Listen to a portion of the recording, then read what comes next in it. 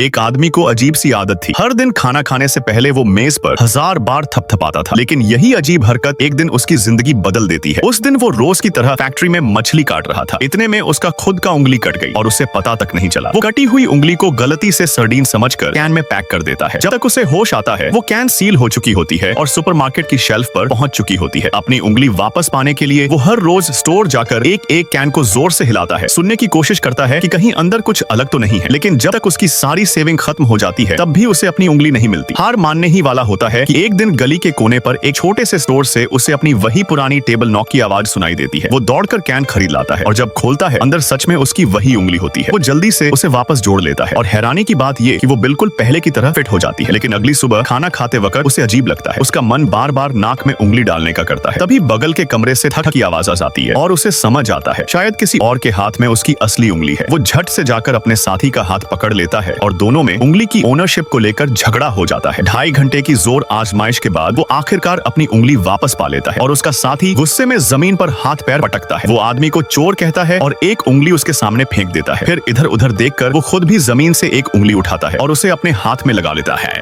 इस अजीब सी लड़ाई के बाद दोनों ने अपनी अपनी उंगलियां वापस पा ली और अजीब तरीके से एक दूसरे के अच्छे दोस्त भी बन गए।